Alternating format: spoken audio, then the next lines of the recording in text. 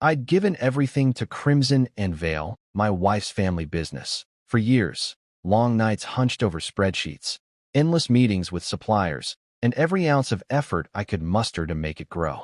It wasn't just a job to me. It was a promise I'd made to Clarissa when we got married, a way to prove I belonged in her world.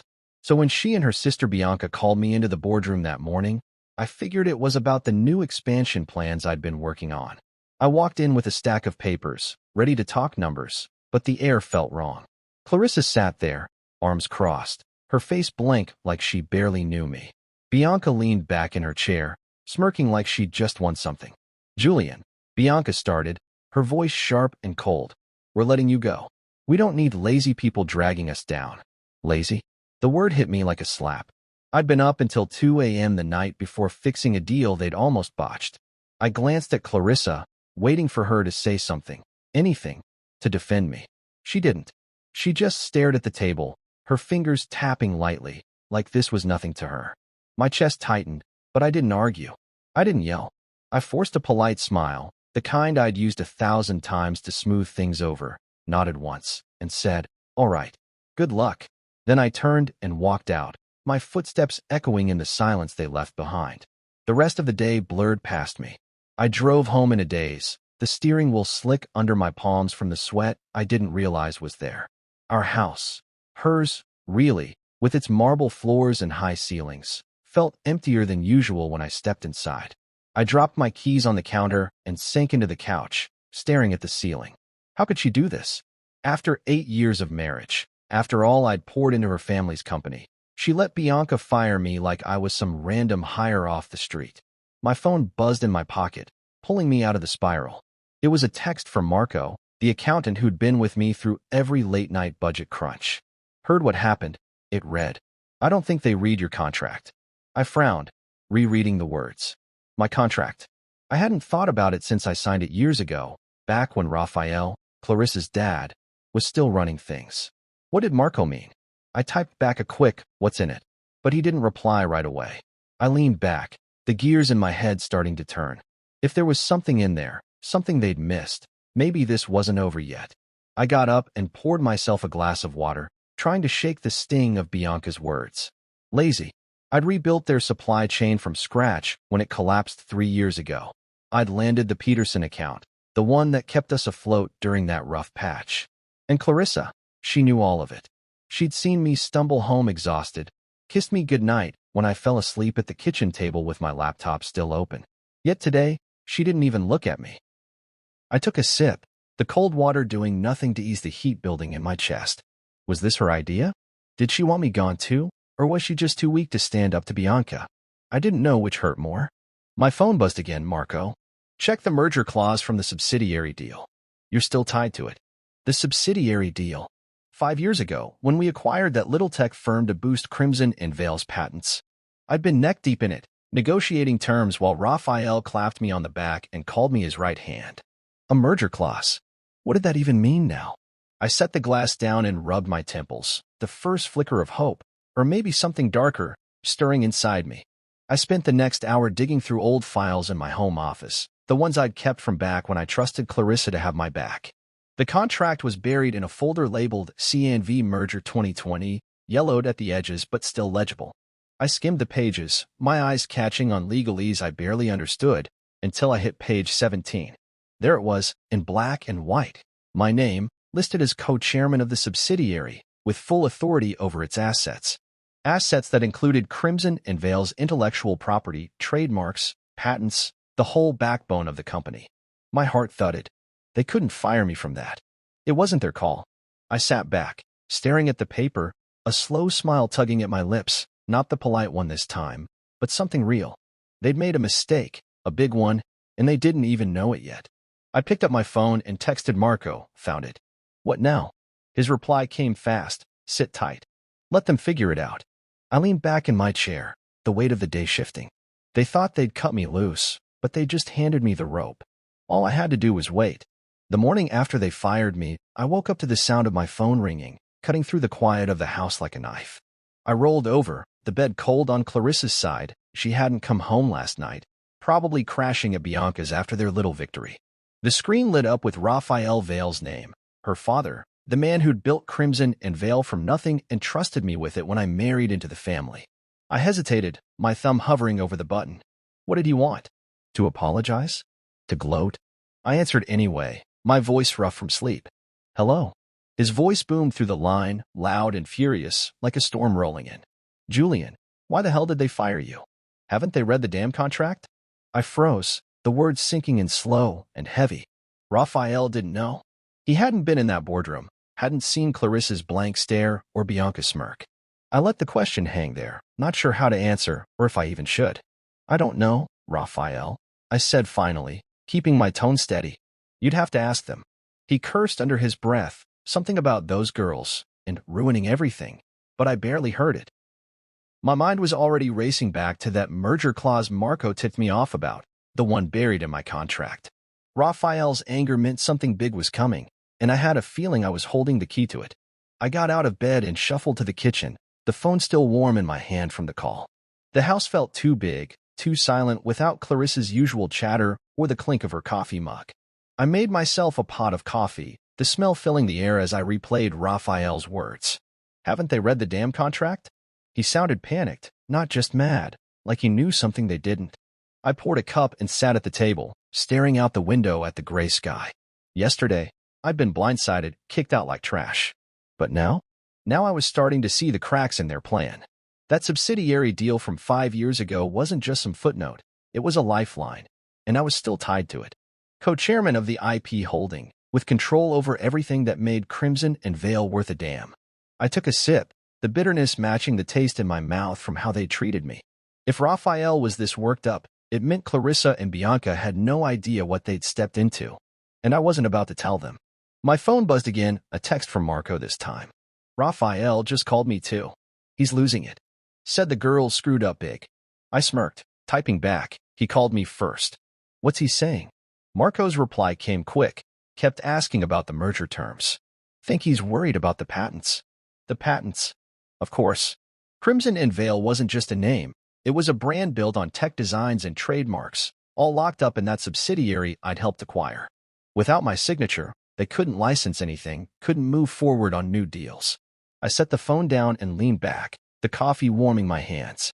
Yesterday, I'd felt like a fool, walking out of that boardroom with my tail between my legs. But today? Today, I was starting to feel like the one in control. Raphael's call wasn't just a rant. It was a warning, one Clarissa and Bianca hadn't heard yet. I wondered how long it'd take them to figure it out, how long before they came crawling back. I spent the rest of the morning pacing the house, my mind spinning with what-ifs. What if they tried to fight it? What if they called their fancy lawyers? I didn't know much about legal stuff, but I knew enough to trust Marco and Raphael. If he was this mad, it meant the contract was ironclad. I stopped by the window again, watching a delivery truck rumble down the street. My whole life had been about keeping things steady, fixing problems at work, smoothing things over with Clarissa when she got stressed, even biting my tongue when Bianca snapped at me. But steady didn't matter anymore. They'd pushed me out, and now they were about to find out what that cost them. My phone rang again. Raphael, round 2. I picked up, ready this time. Julian, he said, quieter now, like he'd worn himself out. I'm sorry about this. I didn't know they'd pull something so stupid. I nodded, even though he couldn't see me. It's done, I said. But what's in that contract, Raphael? What's got you so riled up? He paused, then let out a dry laugh. You're still co-chair of the subsidiary. They can't run the company without you. I didn't say anything, just let that sink in. He was right, and they didn't even know it yet. I was still reeling from Raphael's call when the reality of it all started to settle in, heavy and real, like a weight I could feel in my bones. Clarissa and Bianca had fired me without a second thought, but now they were about to find out what that really meant. It was late afternoon when Marco texted me again. They're in a meeting with the lawyers. Word is, they just read the contract. I could picture it, Clarissa sitting stiff at the head of the table, Bianca pacing like a caged animal, both of them staring at those pages like they'd turned to poison. I didn't have to be there to know what they'd found. 5 years ago, when we bought the tech subsidiary to beef up Crimson and Vale's portfolio, I'd been named co-chairman of it. It wasn't a big deal back then, just a title Raphael threw in to keep things smooth during the merger. But now it was everything. That subsidiary owned all the intellectual property rights, the patents, the trademarks, the designs that kept the company alive. Without my sign-off, they couldn't do a damn thing. I sat on the couch, the contract spread out on the coffee table in front of me, and let that sink in. They tried to cut me out, but they'd locked themselves in a cage instead. I leaned forward, running my finger over the words on page 17. Julian Rivera, appointed co-chairman, with full authority over subsidiary assets. It was right there, plain as day, signed and stamped. I remembered that day vaguely, Raphael laughing over beers after the deal closed, saying I'd earned it. I hadn't thought much of it then. I was just happy to be part of the team. But Clarissa and Bianca? They'd never bothered to dig that deep. They'd taken over the company from Raphael last month, all smug and sure of themselves, and figured they could toss me aside like yesterday's news. I wondered what their faces looked like now, pale, probably, with that pinched look Clarissa got when she was stressed, and Bianca's mouth twisted tight with anger. They brought in some hotshot lawyer from New York, Noelle, to help with the transition. I'd met her once, cold as ice, with a handshake that felt like a challenge. She'd be the one breaking the news, I bet, her voice flat as she told them they were screwed. I got up and walked to the kitchen, needing to move, to think. The house was still too quiet, Clarissa's absence like a ghost hanging around. I grabbed a beer from the fridge, popped it open, and took a long swig. What were they doing right now? Yelling at each other? Blaming Noelle? I could almost hear Bianca's voice, sharp and loud. How did we miss this? And Clarissa, quieter, trying to stay calm even though her hands would be shaking. They'd thought they were so smart, firing me in front of everyone like that, making it a show. But they didn't know the half of it. Without my approval, they couldn't renew licensing deals, couldn't push new products, couldn't even access the bank accounts tied to the subsidiary's assets. It was all frozen, and I was the only one with the key. I took another sip, the cold bottle sweating in my hand, and felt a strange mix of anger and satisfaction bubbling up. They'd humiliated me, but now they were the ones stuck. I went back to the couch and picked up my phone, scrolling through old messages from Clarissa. Just last week, she texted me about dinner plans, all casual and sweet. Home by 7. Let's order pizza. Now she couldn't even look at me. I tossed the phone aside and stared at the contract again, my mind racing. What would they do next? Try to talk me into signing off? Threaten me? I didn't know Noelle well, but she struck me as the type to twist words into knots, looking for a loophole. Good luck with that. Raphael had made sure this thing was airtight. I leaned back, closing my eyes, and let myself imagine their panic. The board would hear about this soon, and the clients too. People would start asking questions, and Clarissa and Bianca wouldn't have answers. I wasn't sure what I'd do yet. Part of me wanted to watch it all burn. Part of me just wanted them to admit they were wrong. But one thing was clear. They'd underestimated me, and that was their biggest mistake. The beer was half gone when my phone buzzed again. Marco, with an update, Noelle's freaking out. Says they need your signature or the whole company's dead in the water. I smirked, setting the bottle down. Dead in the water. That sounded about right. They'd built their castle on sand, and I was the tide coming in. I didn't reply to Marco yet. I needed to think this through, figure out my next move. But for now, I just sat there, the contract in my lap, and let the quiet of the house wrap around me. They'd find out soon enough what it meant across me. And when they did, I'd be ready. I decided to keep my mouth shut after that complete silence, no matter how much they tried to pull me back in. The day after Marco's text about Noelle freaking out, my inbox started lighting up. First came an email from Bianca, short and snippy, like she was doing me a favor. Julian, we need to discuss your exit terms. Call me. Exit terms? I almost laughed. She still thought she was in charge, like I was some loose end she could tie up with a quick chat. I didn't reply. Then Clarissa texted, her words careful, like she'd rehearsed them. Can we talk? This got out of hand. Out of hand? She'd sat there while her sister called me lazy and kicked me out of the company I'd helped build. I stared at the message for a minute, my thumb hovering over the screen, but I didn't type anything back. I tossed the phone on the couch and walked away. They didn't deserve my words, not yet. If they wanted to squirm, I'd let them. I had the upper hand now, and I wasn't about to give it up just because they were starting to sweat. I needed to clear my head, so I drove into town, the familiar streets blurring past as I replayed everything in my mind. The contract, Raphael's call, Marco's updates, it was all piling up, but I wasn't ready to act. Not until I knew exactly what was happening on their end. I pulled into a little coffee shop I used to hit with Geraldine, Raphael's old assistant, back when we'd grab lunch between meetings. She'd always liked me, said I was the only one who treated her like a person instead of a secretary. On a whim, I called her. Julian, she answered, her voice warm and surprised. I heard what those girls did. You okay? I smiled despite myself. I'm fine, Geraldine. Just figuring things out. What's the word over there? She laughed, low and knowing. Chaos, honey. Absolute chaos. She told me clients were calling nonstop, confused about delayed contracts. Suppliers were holding shipments, waiting for approvals that weren't coming.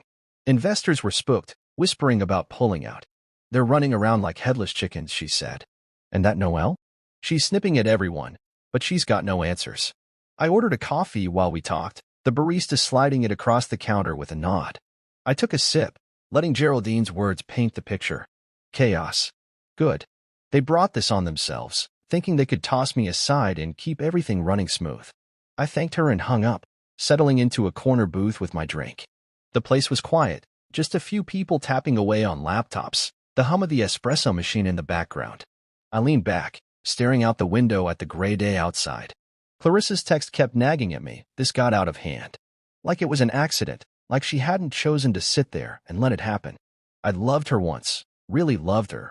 Those early years when we'd stay up late dreaming about the future, her head on my shoulder. But now? Now she was a stranger, and I wasn't sure I wanted her back in my life, even if she begged. I took another sip, the coffee bitter on my tongue. They could send all the emails and texts they wanted. I wasn't budging. My phone buzzed again, another email, this time from Bianca, longer and dripping with that fake politeness she used when she was mad. Julian, we're trying to resolve this amicably. Ignoring us isn't helping. Let's meet and sort it out. Amicably. Right. Like firing me in front of the whole board was amicable. I deleted it without a second thought. Geraldine's voice echoed in my head, clients panicking, suppliers freezing up, investors walking away. That was their mess now, not mine. I didn't owe them a lifeline. The contract gave me power, sure, but it was my silence that was really hitting them. Every hour I didn't respond. Every day I stayed quiet. Their world crumbled a little more. I finished my coffee and left the cup on the table, the warmth still lingering in my hands as I stepped outside. The air was cool, a light wind tugging at my jacket. I felt steady for the first time since that boardroom, like I was standing on solid ground while they flailed. Driving home, I thought about what Geraldine said, how Noelle had no answers, how the staff were whispering about jumping ship. It wasn't just about the patents or the trademarks anymore. It was about trust. They'd lost it, with the clients, with the suppliers, with everyone who'd kept Crimson and Veil afloat. And me? I didn't have to say a word to make that clear. I pulled into the driveway, the house looming dark and empty, and sat in the car for a minute, engine off. My phone stayed quiet now. No more messages, no more pleas. Maybe they were finally getting it. I wasn't their fix-it guy anymore. I wasn't their anything. I got out, locked the car, and went inside, the silence of the house matching the silence I'd chosen. Let them figure it out. Let them fall. I'd been quiet for days, letting Clarissa and Bianca stew in the mess they'd made, when I finally decided it was time to break my silence. But not to them. Not yet. The board had been emailing me nonstop, polite at first, then pushy, asking for clarity on the operational delays, rocking Crimson and Veil. I could have ignored them too, let the whole thing collapse under its own weight, but something in me wanted them to know exactly what was happening and why. So I sat down at my desk, the contract spread out like a map, and typed up a reply. Not a rant, not a plea, just the facts, cold and clear, from me, Julian Rivera, co-chairman of the subsidiary they'd forgotten about. I laid it out. The merger clause from 5 years ago, my legal authority over the intellectual property, and how, without my signature, nothing could move. Not the trademarks, not the patents, not a single deal. I didn't ask for my job back or beg for forgiveness. I ended it with one line. I'm asking for accountability, not reinstatement. Then I hit send, copied every board member, and leaned back in my chair, the weight of it lifting just a little. They'd wanted me gone. Now they'd see what that cost. The house was still empty, Clarissa's absence a constant hum in the background, but I didn't mind it as much today. I got up and made myself a sandwich, ham and cheese, nothing fancy, while my phone stayed quiet. Too quiet, maybe. I figured the board was scrambling, passing my email around like a hot potato. Raphael had half of them in his pocket, Old-timers who'd watched me grind for years, while the newer ones probably sided with Clarissa and Bianca, dazzled by their big talk. My email would split them down the middle, and I was fine with that. Let them argue. Let them pick sides. I took a bite of the sandwich, the bread sticking to the roof of my mouth, and wondered who'd crack first. Raphael had already called me twice since that first rant, leaving voicemails I hadn't answered yet. "Julian, we need to fix this," he'd said in the last one, his voice rough. Fix it? He'd handed the company to his daughters, and they'd broken it. That wasn't my problem anymore. By evening, my phone started buzzing again, text from Marco, who'd somehow become my eyes and ears without me even asking. "Board's freaking out," he wrote. "Half want to bring you back, half think the girls can lawyer their way out." I smirked, typing back, "Let them try." Noelle might be sharp, but she couldn't rewrite a contract that had been signed and sealed years ago. I set the phone down and walked to the window, the sky turning orange as the sun dipped low. Rumors were starting to swirl, Marco said, whispers that the board might offer me full control of the IP arm, cut Clarissa and Bianca out completely. I didn't know if I wanted that. Part of me did. Sure, the part that still stung from Bianca's lazy jab and Clarissa's cold stare. But another part just wanted them to admit they'd screwed up, to look me in the eye and say it. I crossed my arms, watching a car roll by outside. Power was nice, but accountability? That was better. I went back to my desk, the sandwich half-eaten on a plate, and pulled up my email again. Replies were trickling in now, careful ones, like they were afraid to pick a side. One guy, an old friend of Raphael's named Tom, wrote, "Julian, this is a mess. We didn't know about the clause. What do you want out of this?" I didn't answer. What did I want? I wasn't sure yet. Yesterday, I'd been happy to watch them sink, but now, with the board dangling options, I had to think bigger. I leaned back, rubbing my eyes. The company was paralyzed, clients stalling deals, suppliers holding back, all because Clarissa and Bianca thought they could run it without me. My email hadn't just stirred the pot, it had tipped it over. I could hear their voices in my head, Bianca yelling, Clarissa trying to stay calm, and it almost made me smile. Almost. The night stretched on, and I didn't sleep much, just sat there with my thoughts and the hum of the fridge in the background. Marco texted again around midnight. Heard Raphael's pushing for a meeting. "Wants you in the room." I didn't reply. A meeting sounded like a trap. Get me in. Smooth talk me into signing something, pretend it never happened. But the board splitting? That was real. If Raphael's half won out, I could come back on my terms, not theirs. I got up, grabbed a glass of water, and stood in the kitchen, the cold tile under my feet grounding me. They'd fired me like I was nothing, but now I was everything. The leverage was mine, and I wasn't giving it up cheap. Let them fight it out. Let them beg. I'd wait. I was in the middle of making coffee, the pot gurgling on the counter, when my phone rang, Clarissa's name flashing on the screen. I stared at it for a second, the sound cutting through the quiet morning like a warning. She hadn't called since the firing, just sent those careful texts I'd ignored. Part of me wanted to let it ring, keep the silence I'd been holding on to, but curiosity got the better of me. I picked up, keeping my voice flat. "Yeah." There was a pause, then her voice came through, softer than I expected, strained like she hadn't slept. "Julian, can we meet? Please." I didn't say anything right away, just let her words hang there. Meet? After everything? I could hear the desperation under her tone, the crack in that cool front she'd kept up in the boardroom. "Why?" I asked finally, leaning against the counter. She sighed, a shaky sound. "This whole thing, it's a misunderstanding. I want to fix it. A misunderstanding." I almost laughed, but I didn't. I just said, "Okay. Noon. That place on 5th. She agreed quick, like she was afraid I'd change my mind, and hung up. I set the phone down, the coffee smell filling the air, and wondered what she'd try to pull. I got to the restaurant early, a little spot we used to go to back when things were good, with tables, soft lighting, the kind of place that felt warm once. Now it just felt like a stage for whatever this was. I sat in a corner booth, sipping water, watching the door. Clarissa walked in right on time, her coat pulled tight around her, her face pale and tired. She saw me and forced a smile, the kind that didn't reach her eyes, then slid into the seat across from me. "Hey," she said, her voice light, like we were just catching up. I nodded, keeping my expression blank. "Hey." She fidgeted with her napkin, then leaned in a little. "Julian, I'm sorry about how this went down. It wasn't supposed to be like that." I raised an eyebrow, waiting. She kept going, her words tumbling out now. Bianca pushed for it, and I didn't know how to stop her. We can work this out, right? You don't have to freeze everything. I listened, my hands still on the table, not smiling, not moving. She was trying to charm me, like she used to when she'd messed up, big eyes, soft voice, all of it. But it didn't hit the same anymore. The waiter came by, and she ordered a salad, her fingers twisting the menu before she handed it over. I got a burger, keeping it simple. When he left, she tried again. We need you, Julian. The company's a mess without those approvals. Can't we just put this behind us? I took a sip of water, letting her stew for a second. Then I heard Bianca's voice in my head, lazy, and saw Clarissa's blank stare from that day. I set the glass down, slow and deliberate. A mess, huh? Funny how that works. She blinked, caught off guard, but before she could answer, I kept going.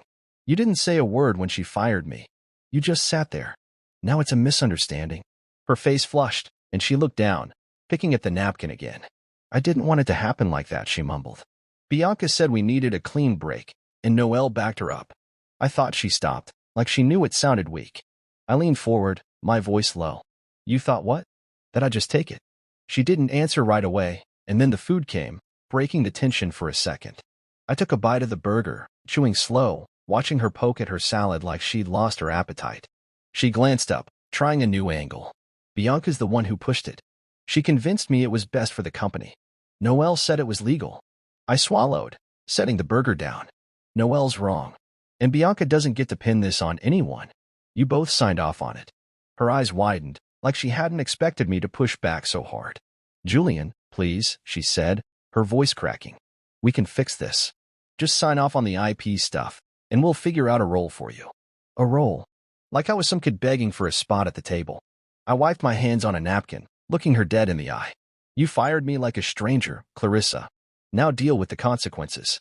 She went still, her fork halfway to her mouth, then set it down. You're really going to let the company fall apart? She asked, almost whispering. I shrugged, taking another bite. Not my call anymore. You made it yours. She stared at me, like she was seeing me for the first time, and I could tell she didn't know what to say. The charm wasn't working, and the excuses were running dry. I finished my burger while she sat there, picking at her food, the silence between us thick and heavy. When the check came, I paid for mine and stood up. Good luck, I said, same as I'd said in the boardroom, and walked out. She didn't follow. I didn't look back. I woke up the next morning with Clarissa's words still rattling around in my head. You're really going to let the company fall apart? She'd said it like I was the one breaking everything, not her and Bianca with their stupid power play. I rolled out of bed, the sheets tangled from a night of tossing, and made my way to the kitchen. The house felt emptier every day, but I was getting used to it. I brewed some coffee, the hiss of the machine filling the silence, and decided it was time to stop waiting. They weren't going to fix this themselves. I had to push harder. So I sat down at my desk, pulled up the contract again, and drafted a notice. Not to Clarissa, not to Bianca, but to every partner Crimson and Veil worked with, clients, suppliers, the whole list. I kept it simple. All licensing agreements and contracts tied to the subsidiary were frozen until new terms were negotiated. No threats, no drama, just the truth. I was the co-chairman, and without my say-so, nothing moved. I hit send, copied the board, and leaned back, the coffee mug warm in my hands. Let's see how they handled that. The day went quiet after that. No calls or texts, just the hum of the fridge and the occasional car outside. I figured they'd need time to feel it, time for the emails to land, for the panic to set in. I wasn't wrong. By afternoon, my phone started lighting up, not from Clarissa or Bianca, but from clients. First was a guy named Paul, who ran a tech firm we'd licensed designs to. Julian, what's going on? He asked, his voice tight. We can't get approvals, and our production's stalled. I kept my tone calm, professional. I'm handling it, Paul. Sit tight, new terms are coming. He grumbled but hung up, and then another call came, then another.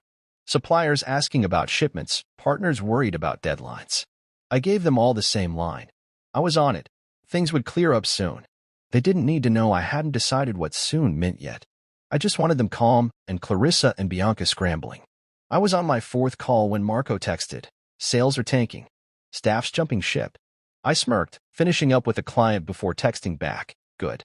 Good didn't even cover it. This was what I'd waited for, them feeling the weight of what they'd done.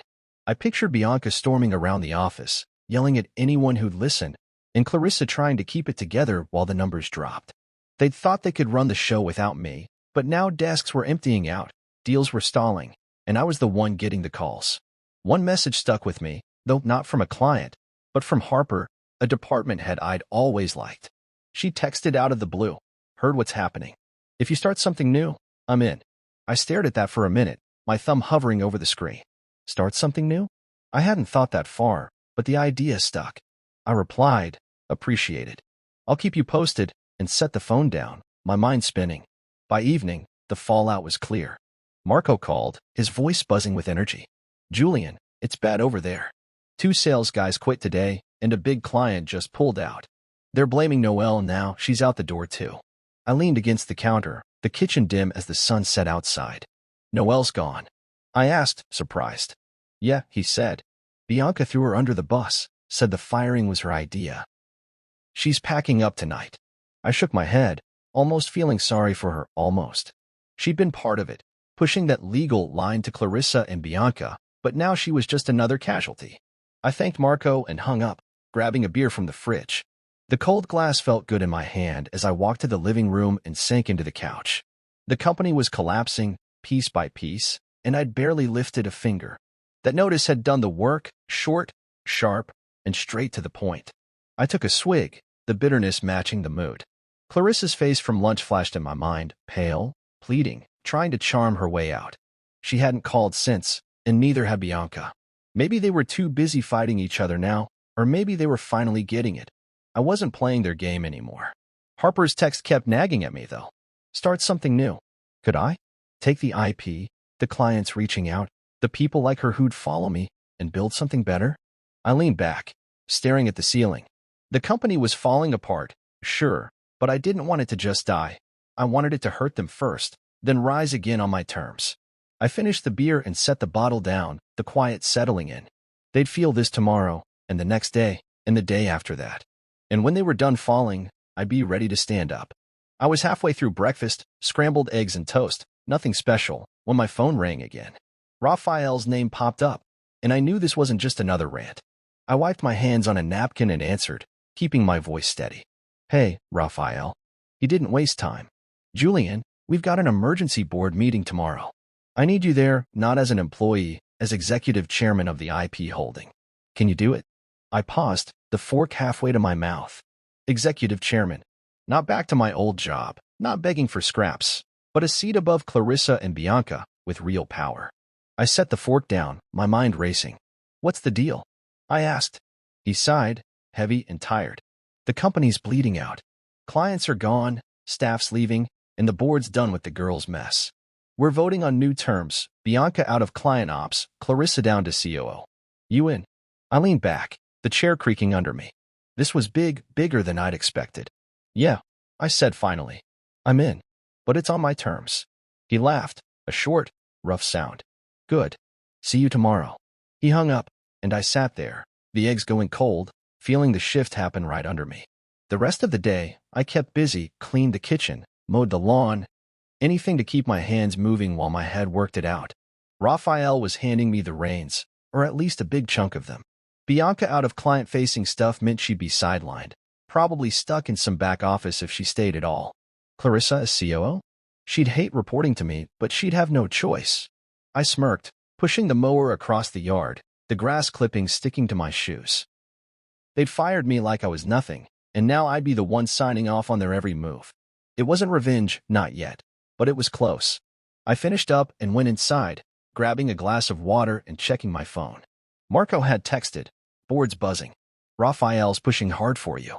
I typed back, he called. "I'm in tomorrow." His reply came fast. "Hell yeah.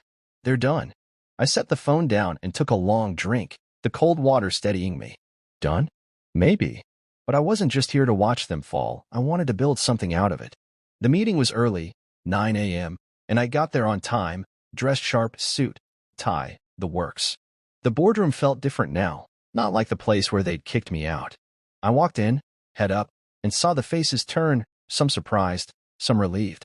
Raphael sat at the head, his jaw tight, and nodded at me. Clarissa was there, pale and quiet, her hands folded in front of her. Bianca sat next to her, arms crossed, glaring like she could burn a hole through me. I took the seat Raphael pointed to, right near him, and waited. He started fast. "We're here because Crimson and Vale's dying," he said, his voice cutting through the room. "Julian's notice froze everything, and we can't move without him. I'm proposing he comes back, executive chairman of the IP arm. Bianca's off client ops, Clarissa's COO. Vote it now." The room went still, then hands went up, Raphael's crew first, then a few others. It passed, quick and clean. Bianca shoved her chair back and stormed out, the door slamming behind her. Clarissa didn't move, just stared at the table. I didn't say much during the meeting, just listened as Raphael laid out the damage, lost deals, empty desks, angry investors. When it was my turn, I kept it short. "I'll unfreeze the IP when we've got new terms that work. I'm not here to sink it. I'm here to fix it." Nods around the table, even from the ones who'd hesitated. Clarissa finally looked up, her eyes meeting mine for a second before dropping again. She knew it was over, her big takeover, her sister's grand plan, all of it. The meeting wrapped, and people filed out, Raphael clapping me on the shoulder as he left. "Good to have you back," he said. I nodded, but I wasn't back, not like before. This was new, and it was mine. Clarissa lingered, gathering her things slow, like she wanted to say something. I didn't wait. I walked out, the boardroom behind me, and headed to my car. The air outside was cool, the sun just climbing, and I felt steady, grounded. Back home, I sat at my desk, the contract still there like a trophy. The vote was done, but the work was just starting. I'd have to unfreeze the IP soon, get clients back on board, stop the bleeding.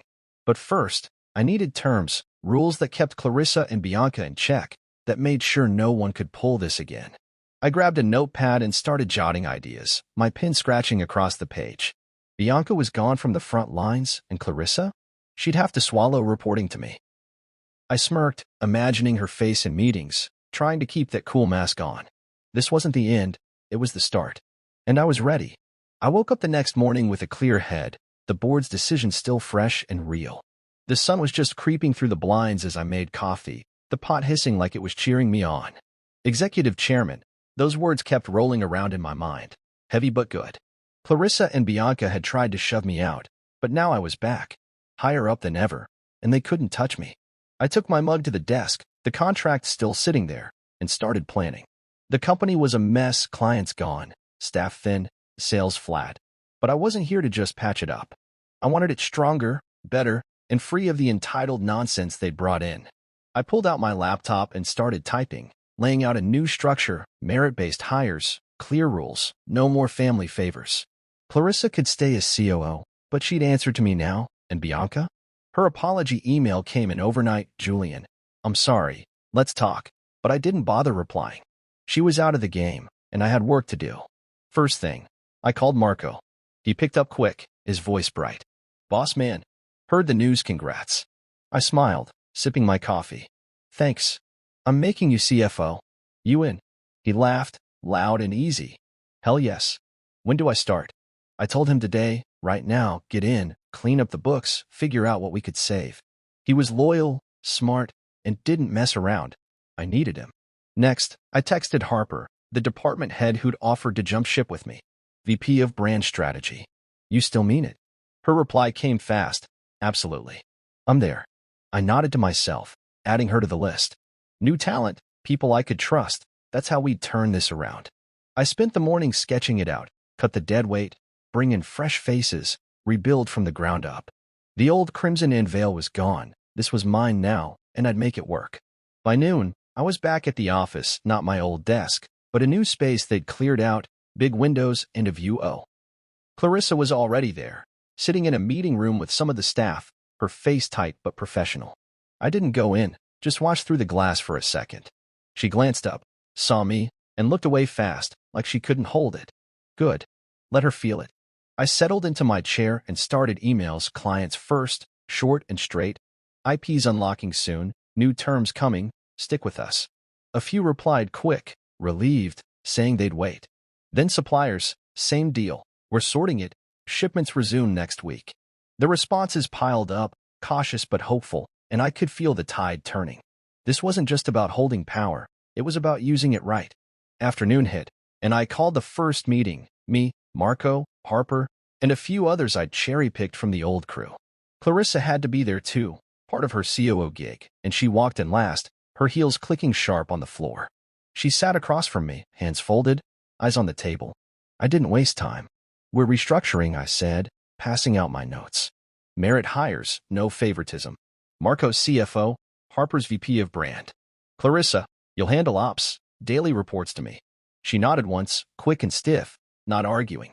Marco grinned, flipping through the pages, and Harper leaned in, already tossing out ideas. We went for hours, budgets, timelines, new branding plans, building something real while Clarissa sat quiet, taking notes. She tried to keep her dignity, her voice steady when she spoke, but I could see it wearing on her. Every decision ran through me now, and she couldn't dodge that. After, Marco hung back, clapping me on the shoulder. This is solid, Julian. We've got a shot. I nodded, stacking my papers. Yeah, just keep the numbers tight. He left, and I stayed, watching the office empty out. Clarissa lingered too, gathering her stuff slow, like she was working up to something. Finally, she came over, her voice low. This how it's gonna be? You calling every shot? I looked at her, calm and steady. You wanted me out. This is what you get instead. She swallowed, her jaw tight, then turned and walked away. I let her go, the door clicking shut behind her. She'd stay in line, she had to, or she'd lose what little she had left. I wrapped up late, the sky dark outside, and drove home, the radio off, just my thoughts for company. The company was shifting, new blood, new rules, and me at the top. I'd given Geraldine a call earlier, offered her a fat exit package to retire happy, and she'd cried, saying I was the best of them. Maybe I was. I pulled into the driveway, the house still quiet, but it didn't feel so hollow now. This wasn't about revenge anymore. It was about making something that lasted, something they couldn't ruin. I'd keep Clarissa on a leash, ignore Bianca's groveling, and build it my way. Tomorrow, I'd start again, and it'd be better than they ever dreamed. I woke up early, the house still dark, and felt a quiet kind of strength settling in me. Something steady, like the ground after a storm.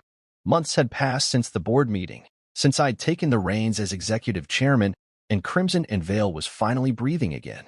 I made coffee, the familiar gurgle filling the kitchen, and thought about how far we'd come. Clients were back, loyal and steady, their trust rebuilt with every deal I'd signed off on. Investors had returned too, pumping money in once they saw the numbers climb. Clarissa stayed distant, doing her job as COO but never pushing me, never daring to step out of line. Bianca was long gone, her apology email still unanswered in my inbox.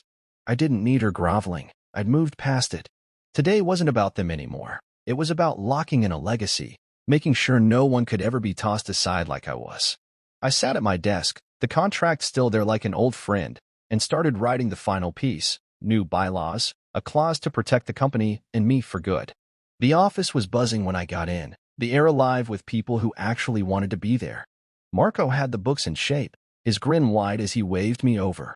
Numbers are up again, he said, sliding a report across my desk. Best quarter in years. I nodded, flipping through it, sales strong, costs down, everything clicking. Good work, I told him, and meant it. He'd stepped up, just like Harper had, her new branding rolling out smooth and sharp, pulling in clients we'd never touched before. I'd build a team, not a family dynasty, and it showed. Clarissa was in her office, door closed, probably going over the ops reports I'd asked for. She sent them every day now, on time, no excuses, professional, but cold. I didn't care. She'd lost her chance to be anything else to me. I turned back to my screen and kept typing, the bylaws taking shape, rules for fair hires, clear authority, a legacy clause that tied the IP to merit, not blood. No one would pull what they did again. Mid-morning, I called a quick meeting. Just me, Marco, Harper, and a couple board reps Raphael had sent. Clarissa had to sit in too, her chair squeaking as she settled across from me. I laid out the bylaws, keeping it simple. This protects us, I said, passing copies around. No more power grabs, no more firing people without cause. The IP stays with the company, but only under leadership that earns it. Marco nodded, skimming the pages. Smart. Locks it tight. Harper chimed in, clients will like the stability. The board guys agreed, one scribbling notes, the other just saying, Raphael's on board. Clarissa stayed quiet, her pen tapping the table once, twice, then stopping. I didn't look at her long, just enough to see her jaw tighten, then relax. She knew this boxed her in, kept her from ever climbing back to where she'd been. Good. The vote was fast, Unanimous, and I signed it right there, the pen heavy in my hand. It was done. After, I walked the floor, something I'd started doing to keep things real, talking to staff, hearing them out. They smiled now. Not the fake kind from before, but real ones, like they trusted me. One guy, a new hire, stopped me. "Thanks for this, Julian. Feels different here." I clapped his shoulder, said, "That's the point," and kept going. The place hummed, phones ringing, keyboards clicking, deals closing. I'd unfrozen the IP weeks after the board vote, renegotiated terms with clients myself, and watched it all snap back. Suppliers shipped on time, investors called me direct, and the company thrived not because of Clarissa's name or Bianca's bluster, but because I'd made it work. I stopped by the window, looking out at the street below, the sun high and bright. This was mine now, built on my terms, and it felt right. Evening came, and I stayed late, finishing up emails, thank yous to clients, updates to the board. Clarissa left without a word, her office dark when I passed by. I didn't mind the quiet. It gave me space to think. The bylaws were filed, the legacy clause locked in. No one could be discarded like I was, not without a fight. I leaned back in my chair, the desk lamp casting a soft glow, and let myself smile, not the polite one I'd used that day they fired me, but a real one, small and sure. Revenge hadn't been the goal, not in the end. I'd wanted them to feel it, sure, and they had. Bianca sidelined, Clarissa humbled. But this was better. I'd taken their mess and turned it into something stronger, something that'd last. I shut down my computer, grabbed my coat, and headed out, the office silent behind me. Driving home, the city lights blurred past, and I felt lighter than I had in months. The house was still empty, but it didn't weigh on me now. I'd rewritten the rules, set the terms, and kept that polite smile for when I needed it. Tomorrow, I'd keep building, and they'd never forget who held it together.